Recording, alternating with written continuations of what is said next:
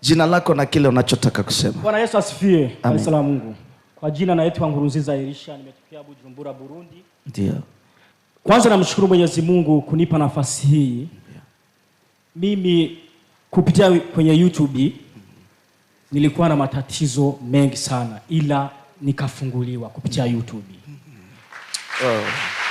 Mimi nilikuwa na mizimu na majini yaliyoniandama miaka 10. Paka majini yalikuwa yananipeleka baharini. Majini akimaliza kazi zake, mizimu nayo inakuja kunichukua inanipeleka makaburini. Unasikia hiyo kitu? Basi nilijaribu kuwa natembea kwenye waganga. Nilikuliwa hela sana, zaidi ya milioni 40. Basi nikakutana na mama mmoja, akasema Elisha, Mungu anakupenda. Basi nilikuwa na simu yangu kubwa ili kuangalia kwenye mitandao, akasema andika hili jina uingie kwenye mitandao. Glory to God. This man is Mr. Mukuzimu is testifying that have been suffering by ghosts and evil spirits. They would have sometime taken him to the rivers or oceans, and after the spirit of gods or idols would take him to the graves. So after he met a certain person who told him about Bishop Kumbe, and he started following because of being in witch doctors different places with no help. Kwa hiyo kutoka hapo ndio kaanza kunifuatilia kwenye mitandao. Basi nikaanza kufuatilia kwenye mitandao jinsi watu wanavyobarikiwa na jinsi wanavyopona. Basi uko nasema watu ambao wamefungiwa na mizimu. Bana hapo nikawa nimezimia huko Burundi, huko Bujumbura. Glory to God. While you listening, Sumpa Yesu makofi kama unaelewa ndio Yesu anafanya. You understand this? Hiyo makofi na shangwe. Because while he was listening, the man of God was praying and calling the people that are binded by the power of idols and gods, and immediately he just fainted. Wow. Katika hiyo miaka 10 nilipewa masharti nisivae viatu ambavyo vinafunika miguu. Haya. Na tena kwenye uso, yani kwenye macho yangu kulikuwa na unyama unafunika mboni. Nilikuwa sioni kabisa. Lakini kwa muda huu nilivyoanguka, bana nikaanza kuona kweli. Ukaanza kuona, macho yakafunguka. Piga makofi na shangwe. For Jesus. For those 10 years of suffering, he couldn't wear covering shoes, or he couldn't see. There was something like a mist on his eyes, he couldn't see. But immediately as he fainted and woke up, he could see again. Kwa hiyo kutoka hapo kafunguliwa. Nikafunguliwa. Na miguu ilikuwa inanisumbua, inawasha kabisa, moto kabisa.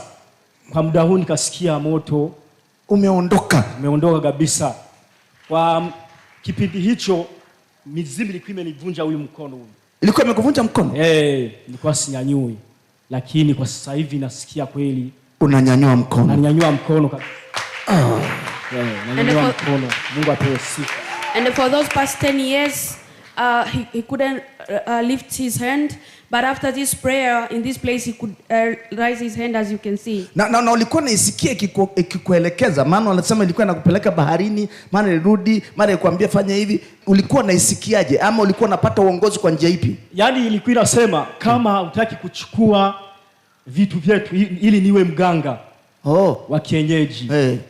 Wakasema vitu vyako vyote tutavifunga na kukuua. Inakuambia wewe au wewe unaambiwa kupitia mtu mwingine? Naambiwa mimi. Ndani unaisikia? Inalalamika. Inaongea hiyo mizimu? Na unaisikia? Naisikia.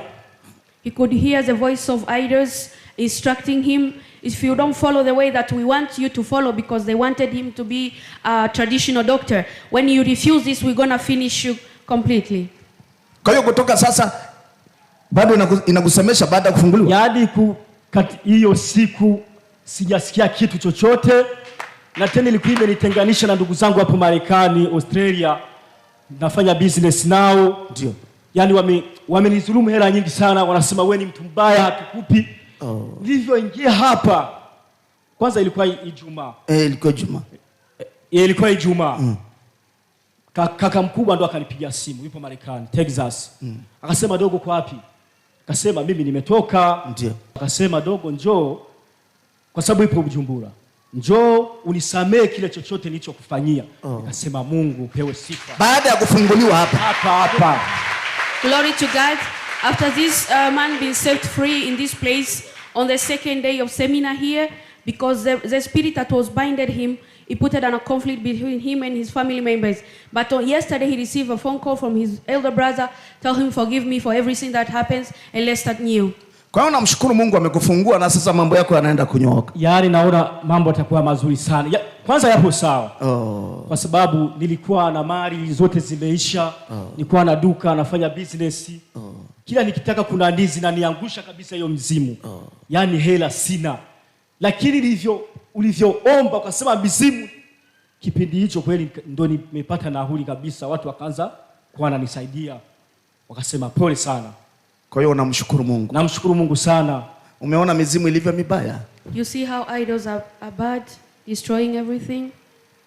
Mungu awabariki sana. God bless you. Mungu akubariki sana na hali hiyo haitarudi na nenda ukafanikiwe. God bless you. Na utakapofanikiwa utarudi hapa kutoa ushuhuda mwingine na kumpa Mungu shukrani. Na Mungu akubariki mchungaji. Akubariki sana kufikisie mbali. Amen. Akulinde changamoto zote za duniani. Amen. Barikiwa sana. Asante sana. Mungu akubariki.